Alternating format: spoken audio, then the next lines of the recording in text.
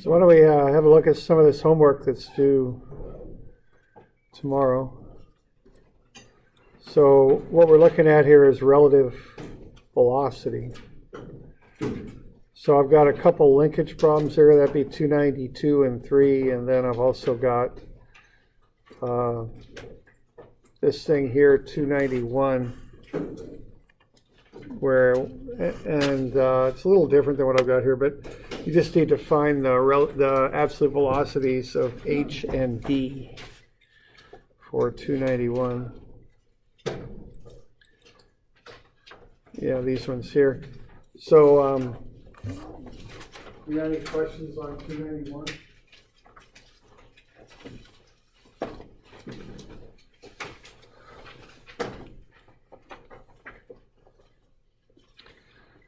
We've got velocity of the wheel is 2 meters per second. All right, so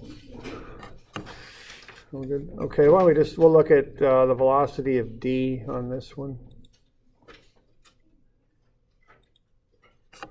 All right, so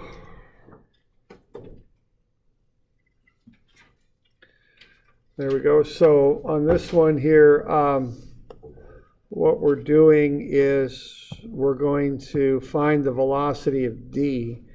Now with this relative velocity stuff, what you're doing is you locate the velocity of a point on the object that hopefully you already know.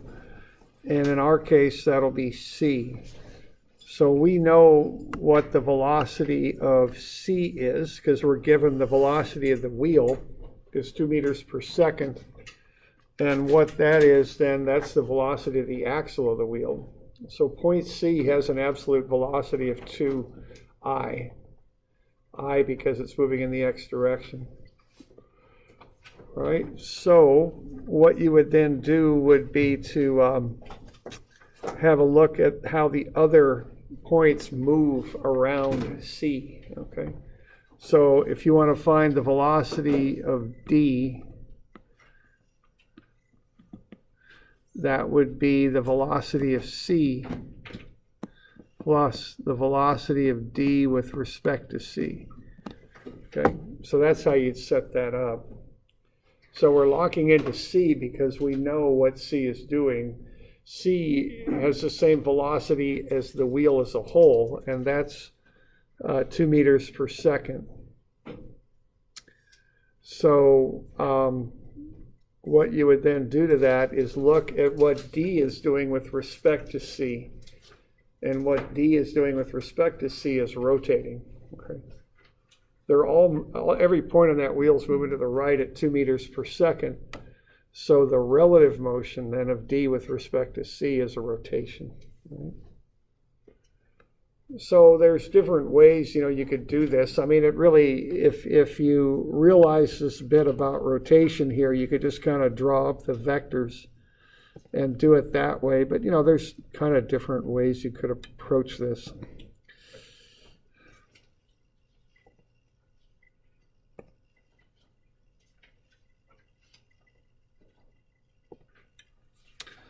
So what these points are doing is they're rotating about C. All right.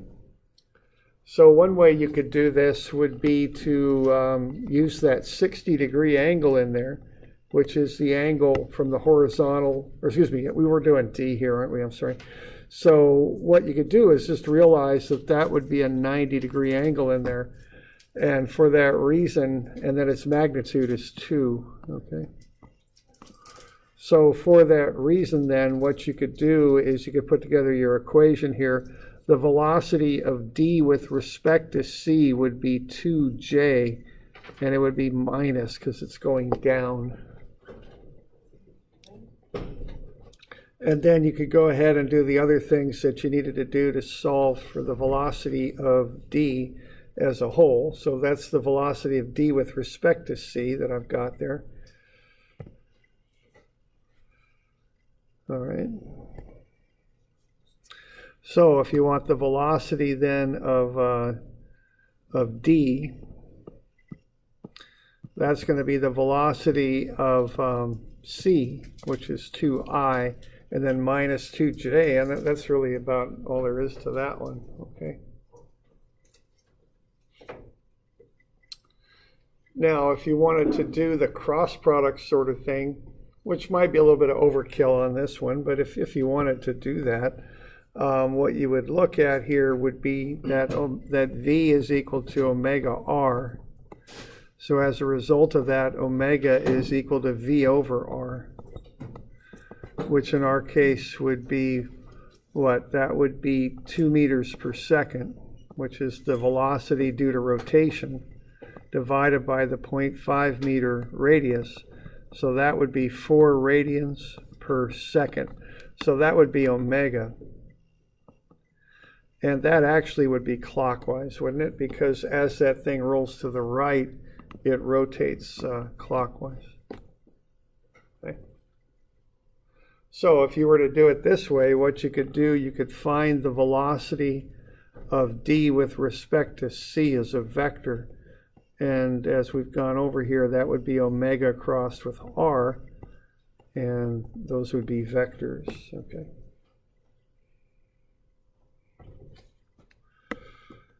So what you've got then, and again, you can do the cross in whatever way suits you. I've got the formula right on the formula sheet if you need it. We would have 0, 0, and then negative 2 here. Negative because it's clockwise. And then we'd have R. Now what R is the position vector that goes from C to D. And in this case, that'll be 0.5, 0, 0. So you could do that cross right there. So you're crossing 0, 0, minus 2 with, whoops, minus 4, my bad. There we go. Something didn't look right, and there it is, minus 4.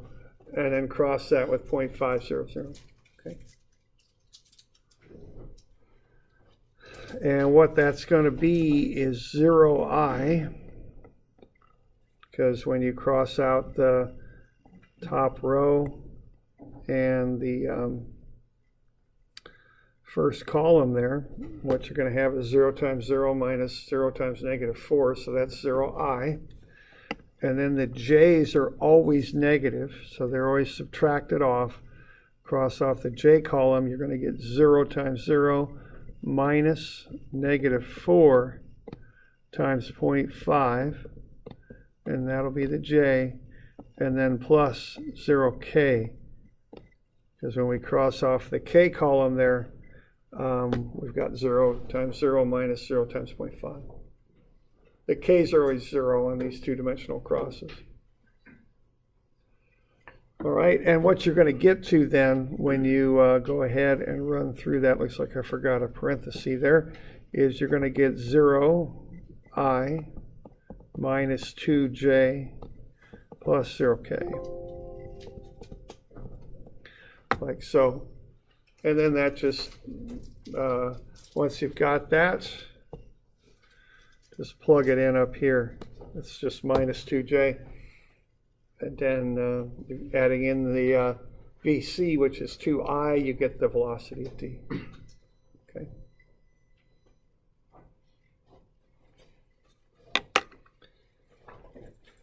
So that's the full-blown approach on that. Like I said, that might be a bit of overkill on that one.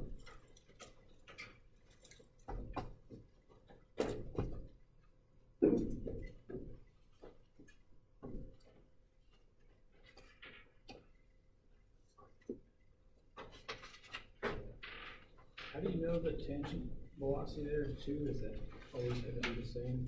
Yeah, whenever a wheel rolls without slipping, I guess what you call the tangential velocity, which is just, and I don't have a nice clean way to describe that, but I guess tangential is as good as any. You know, it's the velocity on the perimeter of the wheel simply due to the fact that the wheel is rotating. It doesn't take into account the translation, so tangential is a good word for that as any. It always equals the velocity of the wheel as a whole, which is the velocity of the axle, which is the velocity of whatever the wheel's attached to. And that, if the wheel doesn't slip, that's always the case. And we went through a little proof of that, but the proof really doesn't matter quite so much as that's just how it is, So whenever I'm thinking of a wheel that moves in that fashion, I just think of every point on the wheel translating with the same amount, and then also kind of overlaid on that, or if I want a fancier word, superimposed, or whatever the heck you want to call it. I think of that the rotational vectors there too. So those vectors that I just drew, which are black, would be the translational velocity. And then on top of that, you'd have the rotational velocity doing that. So it's just a matter of using vectors to add the two together. And again, as long as the wheel doesn't slip, those two sets of vectors are equal in magnitude. Okay.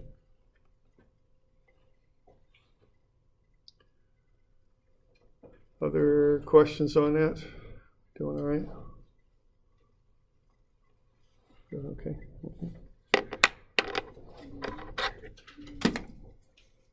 So that's kind of a starting place there. We did. Now the linkage problems are the same idea as this. They're a little bit more involved, but they're same idea. You got an extra step because you work from one point out to the next and then to the next, and you've got a little bit more going on with the vectors. Now I could do either one of these, and it really doesn't matter to me which one. So 291 or excuse me, 292 or 3. Does anybody care? Good. I don't know if anybody cares all that much. Kind of same thing. It's just kind of a process, really. 92. 92? Okay, that's a good one. Let's do that. All right. So here's the drill on this, and just kind of a, what do you call it? A spoiler alert. This will be on the test. Okay. So, and I'll show you how to do this 3 different ways, and these are 2 of them. One, it's the relative velocity approach, and we can do it geometrically, or we can do it with cross products. And then I'm also going to show you another way, which is called Instantaneous Center of Zero Velocity for all things. But yeah, it does sound kind of impressive, doesn't it? That's another method. So there's going to be 3 methods for the doing of these things, okay? And just figure out which method you like. I don't know of any particular advantage in any one method. It's just more a matter of preference, and I've been asked that a number of times, and I've thought about it a number of times, and I still don't really think there's one method that's better than another. But just figure out which one you like and get it figured out, because it's a process. All these linkage problems are kind of the different versions of the same thing, So just pick a method you like and stick with it is maybe my advice on this stuff, okay? So here's first is this geometric method. So what we got is we got that linkage from A to B. Now those are pin joints. They allow rotation. They're like you got 2 holes on the 2 members, and then you got a pin that fits through them, hence the name pin joint. Those are like, I don't know, you got a pin running through a piston that holds it to the connecting rod. You got a pin on the camshaft that holds that thing in. You've got pins on trusses. You got lots of pin joints probably that you see. So that's what those are. And so they allow rotation is what they do. All right. So what you do is you start at the set point, the point that's attached, and that's point A.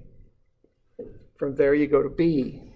Now being as A is attached, B is rotating about A. Okay. So the motion or velocity of B with respect to A is a rotation. So if you're going to do this geometrically, what you do is normally you're given omega and the radius distance, or the linkage length, whatever you want to call that.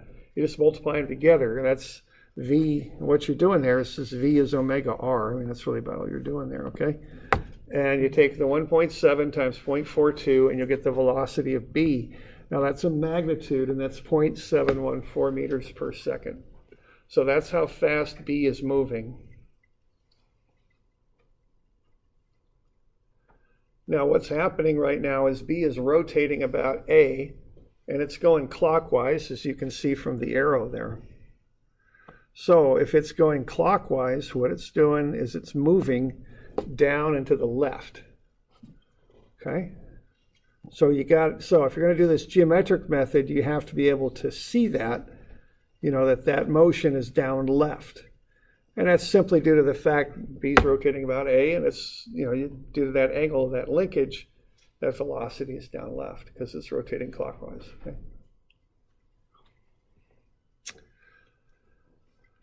All right, now the reason I call this the geometric method, and it's not like that's some name that you'll find in a textbook or anything, that's just what I call it. What we got there is we've got a 28-degree angle for the linkage.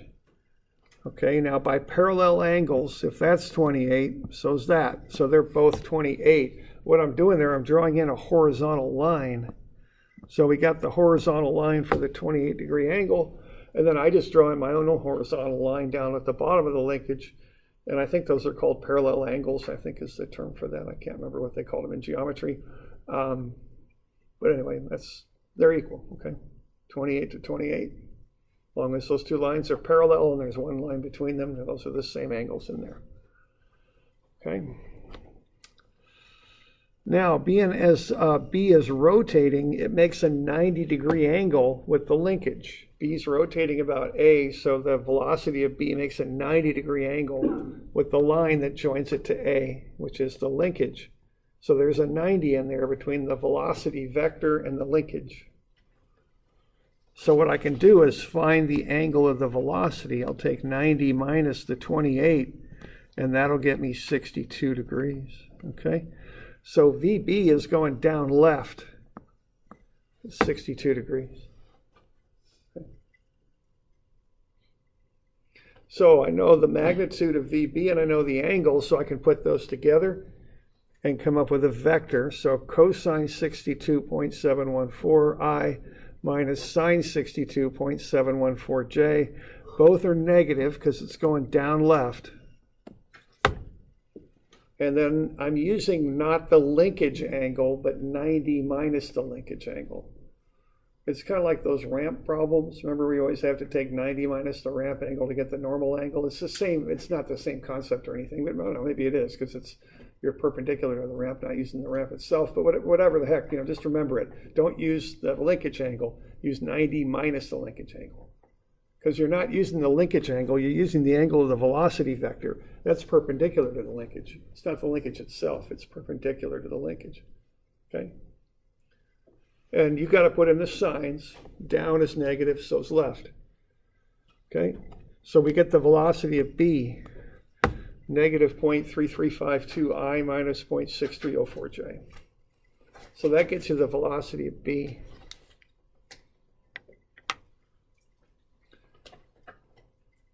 We got any questions on that so far? We're doing all right?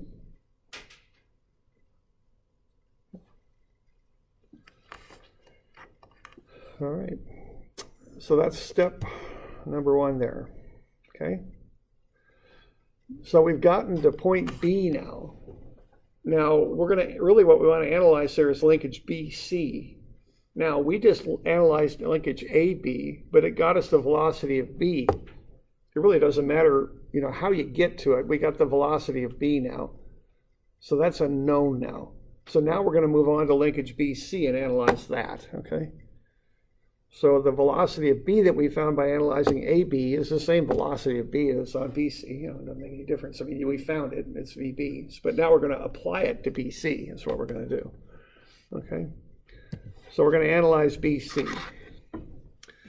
Now, we come up with this relative velocity equation that looks like that. So VC is VB plus VC with respect to B.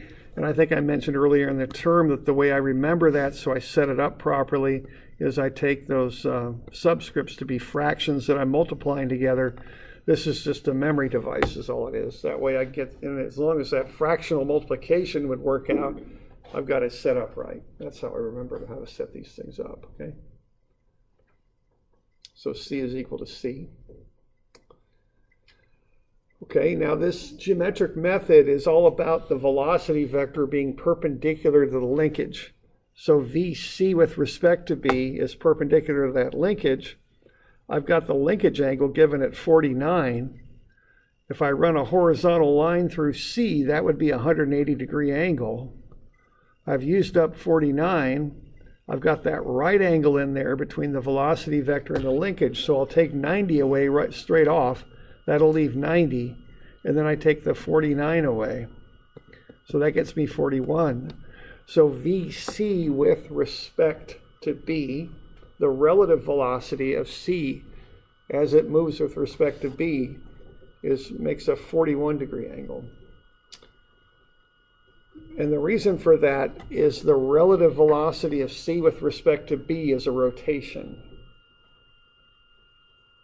If 2 points are on the same object, the relative velocity of one with respect to the other has to be a rotation, pretty much. And the reason for that is if they're on the same object, they're always the same distance apart.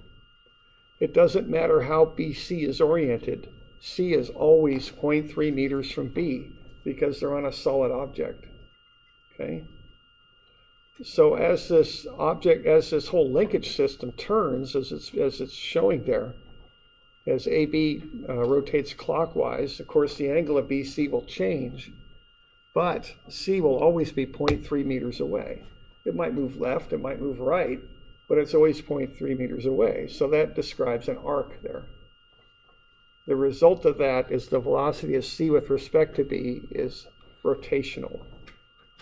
And it's always that way for 2 points on the same object. Okay. So what we know now is the velocity of C with respect to B is 0.3 omega. I don't know what omega is yet, but that's okay. That's going to be one of my unknowns. So I just put the magnitude in there at 0.3 omega. Okay.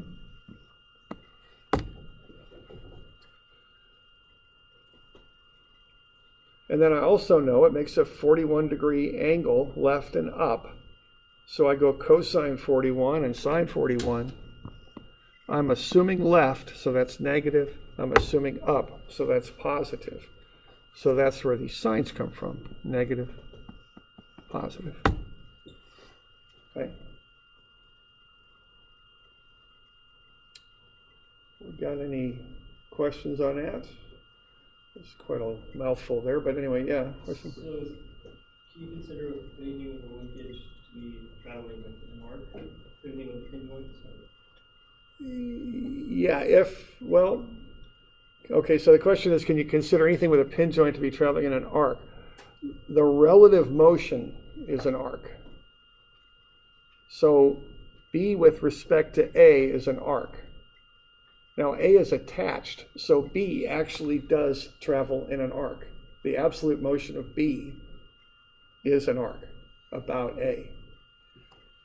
Now the relative motion of C with respect to B is also an arc, but B is not fixed. So the absolute motion of C is not an arc, it's a straight line on that rod. So I'm not quite sure if I completely understand your question, because you really have to distinguish between relative motion and absolute. They're different. And that they appear to be doing very different things. Is that good? Yeah. Okay. Okay, but just to reiterate for everybody and people online, I mean, the absolute velocity of C is a straight line, because the thing's on a rod. That's what it has to do. So if you're sitting in a lawn chair looking at that, that's what it's doing. It's moving on the rod, straight line. But from the perspective of B, if this is a carnival ride and you're sitting at B and looking at C, it's rotating with respect to you, because you're moving while it moves. See? So the relative motion of any two objects on a linkage, yeah, they're rotating. They have to be. All relative motions. Yeah, if the points are on the same object, that's the one qualifier of that. Yeah, right. Yeah, so they're always rotations. Yeah, and that's normally the process for this stuff. You nail down the motion of one point on the object, get it figured out, and then any other point on the object is with respect to that one point you've nailed down is rotating. So you can put the two together. I mean, that's the idea. Okay.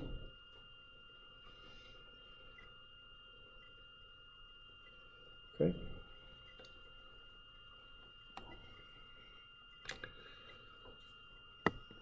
So once you've got all this stuff, you put it all together into one equation, okay? So over here on the left, I've got the absolute motion. Oh, one other thing here. Now, I assumed that C with respect to B was going up left. Now that makes a 90-degree angle here. So that's a perfectly good assumption.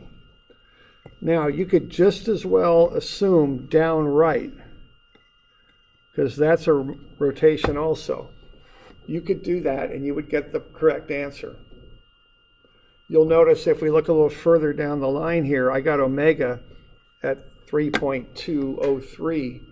If I'd assumed down right, I would have got negative 3.203, And that's no problem. You just take that negative and plug it into the next step. It's not an issue, okay? So you could assume either minus plus or plus minus. Those are both valid assumptions. But a common error that I see people make is they don't pay attention to that rotationally, what's going on, and they put something in there like plus plus or minus minus, and you can't just do that arbitrarily. You've got to look at it and make sure that your signs describe something that can actually happen. Okay? Now what minus minus is saying the rotation of C with respect to B is doing that. And see, that can't happen. That doesn't make a right angle with linkage BC. So you can't do that. You just can't throw any signs in there you want. You have to make a conscious choice, sketch it up, and put signs in there that match the choice you made. So plus plus, that ain't gonna work, okay? Can't do that. Same thing with minus minus, because minus minus makes a 180 with that. It's going the other direction. Can't assume that either, okay? Neither of those are valid assumptions. But minus plus and plus minus are valid assumptions. You could make either assumption, you get the right answer. If you assume those other signs, it'll blow up on you. You'll get an incorrect answer. Okay? So watch for that. That's a very common error. That's the one common error with this geometric approach. The other common error is people throw those linkage angles into the equations to find the velocity vectors. And don't do that. Use 90 minus the linkage angle. You want the velocity vector angle, not the linkage angle. So it's 90 minus the linkage angle that you use on this stuff, okay? So those are the two things to remember. And I see a few people writing that down, and I think that's a really good idea. There's a mistake people make when they take notes. They just write down whatever the teacher writes down. What's important are the little things that the teacher says in between writing all this stuff down. Put those in little clouds and places, or commit them to memory, or do something. That's really the key to linking these problems together, is writing down the little comments that aren't put up on the board. Okay. So we good with that? Okay.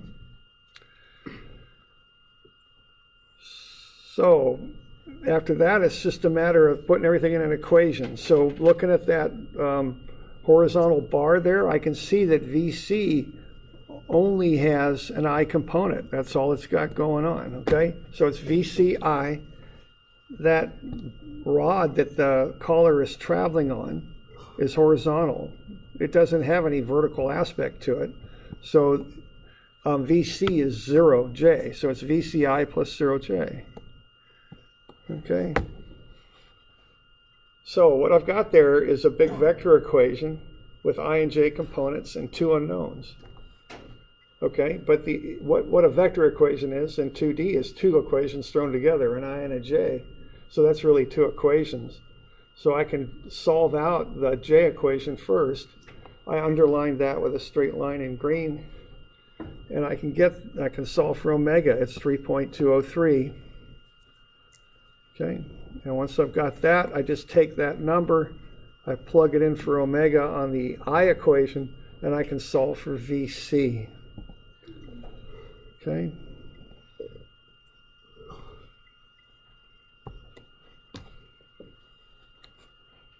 Now, if you get a negative number for omega, just plug it in. Don't worry about it. Don't do anything other than plug it in. Okay.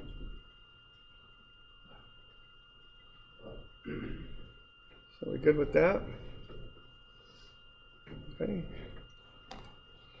So that's method number one. Now, you can see some that have an angled rod in them. See, I always usually make them kind of nice and clean. I'll make the rod vertical or horizontal. That'll make one of the components of the absolute velocity zero out, so it's easy to solve the system of equations. If it's angled, it's no big deal. You just got two equations, two unknowns that you're going to have to solve. It's not, mathematically it's a little bit more complicated, but nothing much to it. Okay. All right. So we good with that? All right. And y'all in the mechanical engineers, you'll see this next year in Dynamics 2. They'll amp it up a little bit, get you more complicated ones, rotating cone gears or something. Somebody brought me one once. We were looking at that, I remember, a few years back. Okay. Now, you can do it another way too. And this creates a little bit of confusion sometimes because on this method, on the vector method, which is what we're going to do now, same problem, just a different method. And just because over the years I've learned I got to say things 20 times if people are going to remember. You can use whichever method you want. I don't care on the test. So this is just a different method. And they seem to like this at OSU. Okay. Now let's do it vector style. So I know I'm going to need vector expressions for both linkages. So I go ahead and find them. Now, when you're doing the vector stuff, you do use the linkage angles because you're finding the position vectors that represent the linkages. So that's a difference between the two methods. In this method, you use the linkage angles, which in this case is 28 degrees. Okay?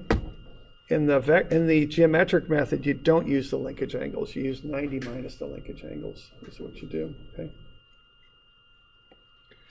So what I'm going to do here, I'm going to come up with expressions for RB with respect to A. So that goes from A to B. 28 degree angle down right. So right is positive. So cosine 28 times 0.42 times I.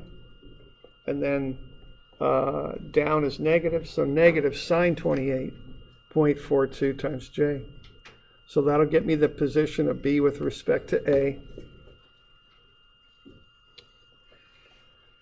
And then I know I'm going to need it, so I just go ahead and find the position of C with respect to B. So notice, this is like you're walking from A to B and from B to C. So you're starting at the known A, you're walking to C. Use again the linkage angle, 49 degrees. Down left is negative, negative. So minus cosine 49 times the length of 0.3 I minus sine 49.3 j. That'll get you the position of C with respect to B. So now you got all the position vectors that you're going to need. So now you can go ahead and do these crosses to find the vector expressions.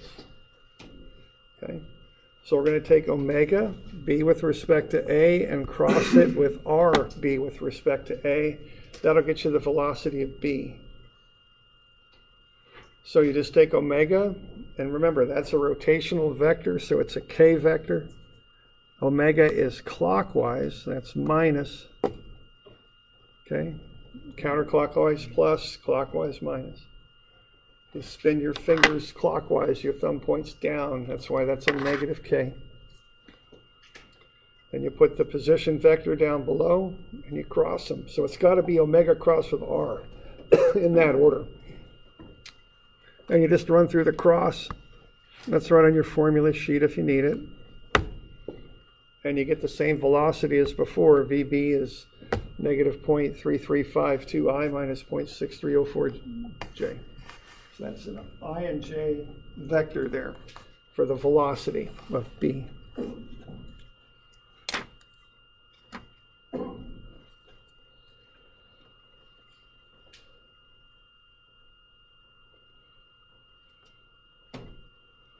Any questions on that, Bet? Okay. Yeah. Does it matter what you assume for the angular velocity on the second one? No, same sort of thing. You have to, you can put in either what you're going to have on the second cross is you're just going to have 0, 0 omega for the the second vector there. You could have 0, 0 minus omega too. just, let me look at that, because I have to kind of think about what we actually mean when we put the negative and positive omegas in there. My inclination on this is, let me take that back. I think I just put 0, 0 omega in there, and that way the sine in omega will get you the sine the way it's going, if you know what I mean. So yeah, I don't think I would put a negative omega in there. There's probably some way to kind of think it through and compensate for it, but I think the simplest thing to do is just put 0, 0 omega in there, and just, that simplifies things. Okay. Is that what I did? Yeah, that's what I did, and yeah, we'll see kind of how that works out. Okay. Okay. So we got VB. Okay, then we can get VC is VB plus VC with respect to B. We know that VC is VCI plus 0J because that collar's moving on the horizontal rod. We know what VB is, negative 0.3352I minus 0.6304J. And then what we want to do is do a cross product to get the velocity of C with respect to B. So on the top I got IJK, in the middle I got 0, 0 omega, and on the bottom I've got that position vector of C with respect to B that I calculated on the previous slide. All right. So once again, I just run the cross on that. So I'm going to get VCI plus 0J, and then I'm going to have minus 0.3352I minus 0.6304J. So I got that. And then when I do the cross, in this case, I'm going to get plus 0.2264 omega I minus 0.1968 omega J. All right, yeah, I think I just keep a positive omega in there. You're going to get into a bunch of negatives flying around there if you put a negative in there, and it's going to confuse things. And like I say, you could figure it out, but I think it's just a heck of a lot simpler just to call that positive omega in there. Because if you do it that way, the signs just come right out. It's simpler. Okay, so when we do this cross, here's what we get. You know, we get plus 0.2264 omega I minus 0.168 omega J.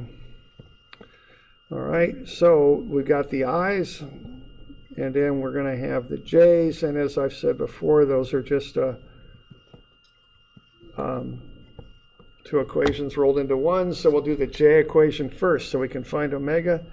So 0 minus 0.634 plus 0.1968 omega. Now when you solve for omega, this time you get a negative. So what I assumed there when I put in the positive omega was doing that, but I'm getting a negative answer, so it's not. It's coming around this way instead. That's what the negative answer means. So negative is clockwise, positive is counterclockwise, as long as you put a positive omega in there. So then I got a negative answer for omega, but that's fine. I just plug that in down here, leave it as a negative for the I equation, and then that'll just come right out in the wash, okay? That'll be fine. So we're going to get VC is negative 0.3352 plus 0.2264 times negative 3.203. So that'll get you VC, negative 1.06, meaning it acts to the left. Okay.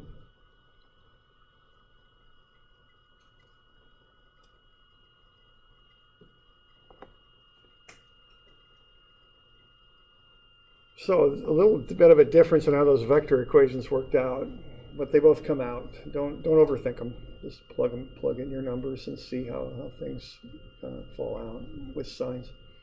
Okay.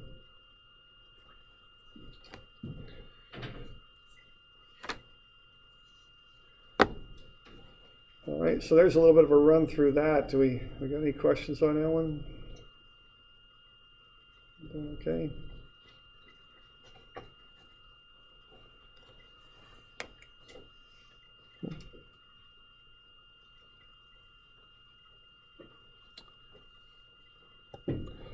So that's two of the three methods there. And on your homework, you can use either of these two. I do want you to use the relative velocity. But, you know, if you like vectors, use them. If you prefer the geometric method, go ahead with that too, okay? All right.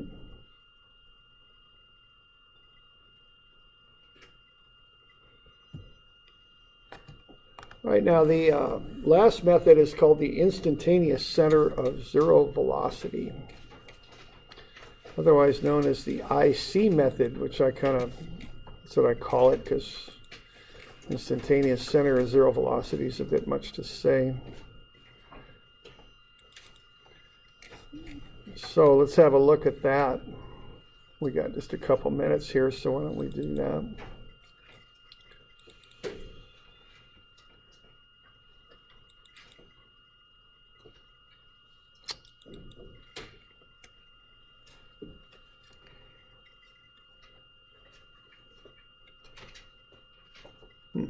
Oh, okay.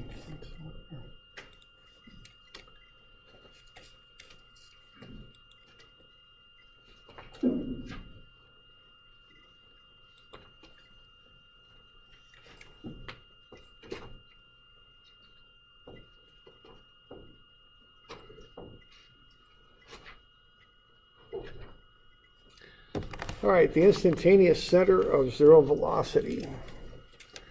Now, as it happens, if something is moving in a plane at any point in time, it's in a state of pure rotation about some point in space.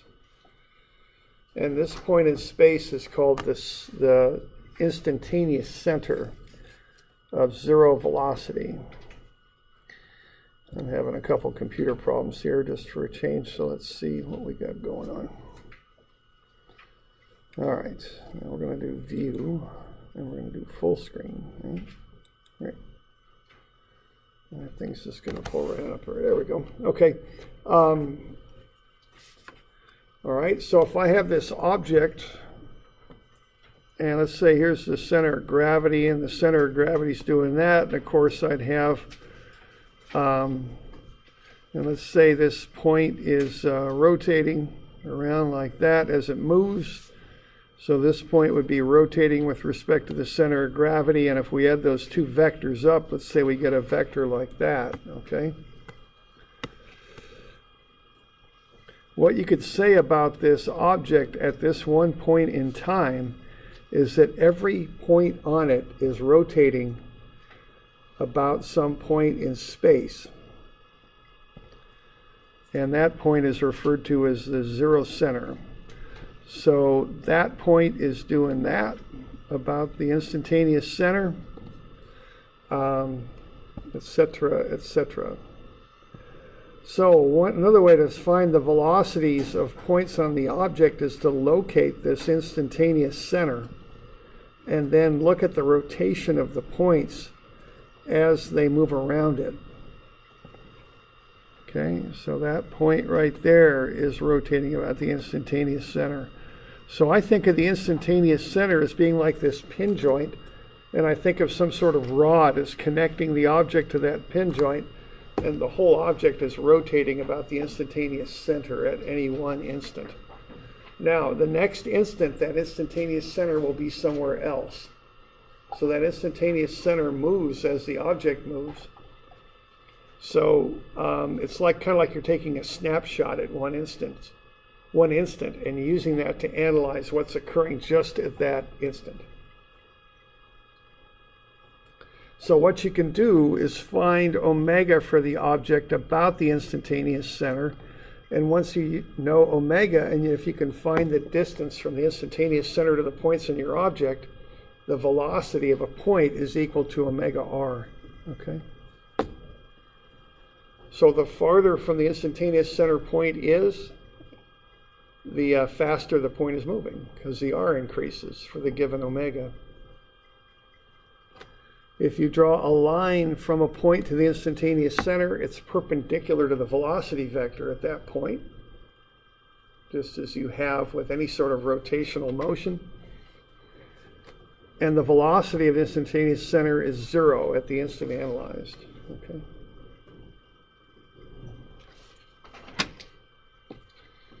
So that's what we got going on with this thing. So there's lots of ways you can find this instantaneous center. It just depends on the circumstances and what information you're given. If you know VA and omega, you can take V divided by omega and find the distance from the point to the instantaneous center. If you know the velocity of 2 points on the object, you know the direction of the velocities, you can draw 2 perpendicular lines and intersect, and they'll intersect at the instantaneous center, because the line that joins the point to the instantaneous center is perpendicular to the velocity vector. If you know VA and VB, and VA is parallel to VB, you can proportion in where the instantaneous center is, because the velocity of the instantaneous center is 0.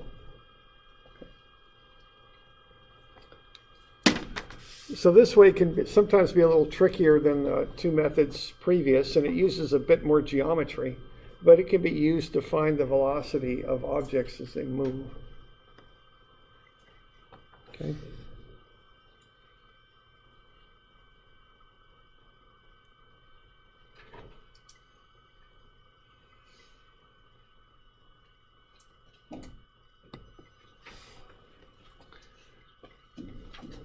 So there's a picture of a rod that's thrown, while it's spun underhand. And I've just got that rod shown at different times there. So what I've got there are those blue vectors, which I'll draw in here. Those show the translation of the rod. So we could start with these vectors. So if the rod's held underhand while it's being flipped,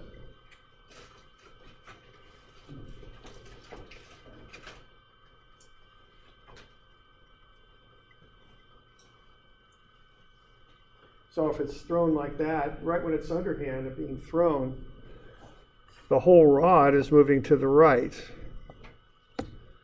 Okay? Now, as it's being kind of spun as it's thrown, so something like that, what it's going to do at that time is it's also going to be rotating. So it's rotating